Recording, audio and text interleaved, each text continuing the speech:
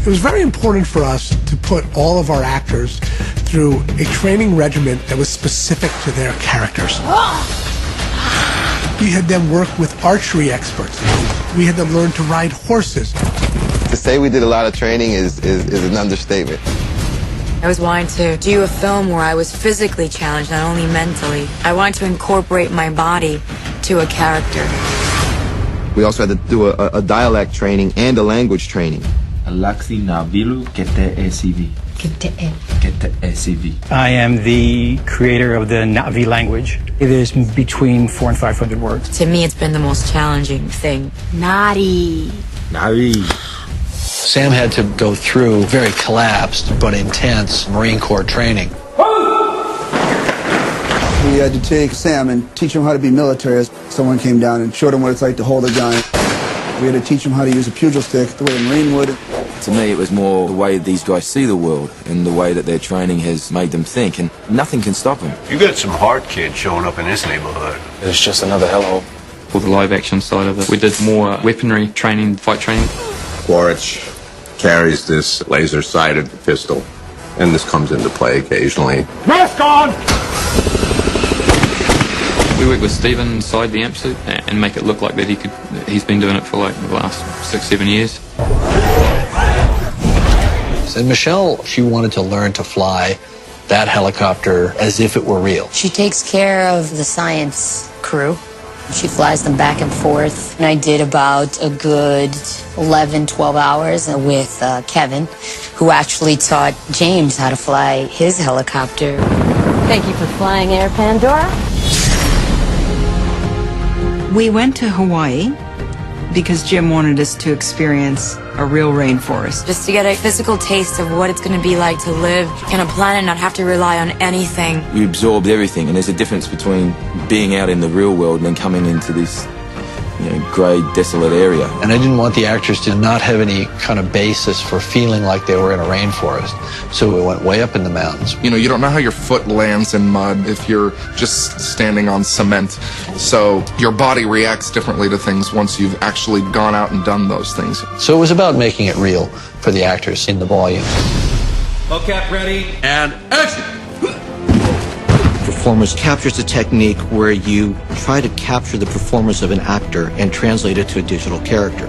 You put an actor in a suit with markers on the suit. We put you in a spatial volume. Using a lot of cameras all around to record the motions of all the markers. The computer is creating a real-time moving skeleton of you. From that skeleton, you now can drive a computer-generated character. The intent is to capture the entire performance of the talent. We're recording tons of high-definition reference so that we can really get those subtle nuances. What CGI technology does is it replaces prosthetics. Actors can now play any character that's designed in the computer without going through hours and hours of makeup. And what we get is their performance coming through the CGI character. Just like you would get Eric Stoltz's performance coming through in The Mask, you get Zoe Saldana's performance coming through in Neytiri. It's not just we're capturing emotion, we're trying to capture what's the intent of the actor. You have a strong heart, but stupid, ignorant like a child. We knew how to do bodies. Bodies were easy. We'd done bodies for years using motion capture technology. What we didn't know how to do, what was not known, was how to do the face with complete accuracy. We're drawing on the experience that we've had over the last few years doing characters like Gollum and King Kong, and just really trying to look at how you make a character not only look real, but also perform as a character in the film. We came up with this idea that we would actually have a little boom, kind of like a microphone. And instead of a microphone on the end of that boom, there'd be a little tiny camera with a wide-angle lens. And it would image the face while the actor was working. And that captures a series of markers on the face. And it real-time kind of figures out where those are moving and what shape they're in. And basically just figuring out how that skin has moved, it knows what shape it needs to be in. It's a very sophisticated system. Close-ups right on the eyes. Everything's completely computer-generated, and we've got to have every detail and every lifelike quality to that skin and believability. I trusted you! Trust me now, please. God! Yes, you got not be your happy! You will never be one of the people! We're always doing make-believe anyway, so pretending that nothing is everything is actually, I think, second nature to us. Run! Definitely! Ashley, run! You've got to just let go of all of the things that you thought was supposed to happen and just do it and let your imagination run. You're able to really dig into your character. You get so deep into this world that you start hearing, seeing, feeling Pandora. This is the first time that real-time performance capture has been employed in a direct filmmaking sense. This whole system has been set up to allow Jim as a director to walk onto the stage as if it were a live-action stage, pick up the camera, see his actors, see his characters, see his world. One of the ways we did that was by coming up with this virtual camera that allowed us to see in real time what was being shot in the performance captured stage. When Jim picks up that camera and he looks at the actor who's standing there right in front of him, what he sees is their CGI character. And when he moves the camera around the stage, what he sees is the world that that character is supposed to be standing in. The virtual camera doesn't have a lens in the traditional sense. It's all created virtually in the computer. We're using our performance capture system to track this position as though it were a camera view into that world.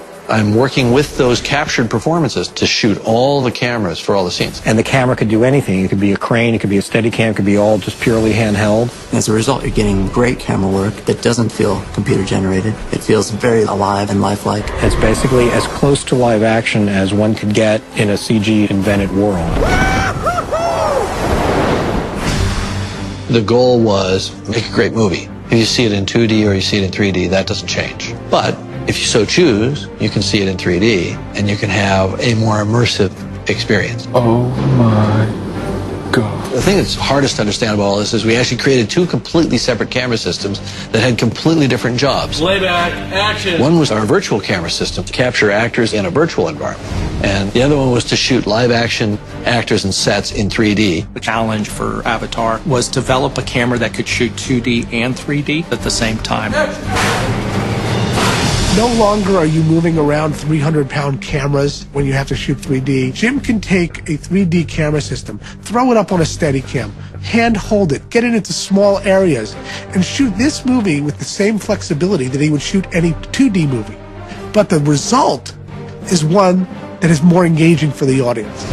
Once we're done shooting a scene, you can just walk 15 feet away, get yourself into a pod, put on some glasses, and watch your scene in 3D. Once you see the 3D, it blows you away. That's it. You're lost in the world. There's no screen anymore, and you're on Pandora. We've actually made the experience real to the person, almost as if they've been there. You're not gonna believe where I am.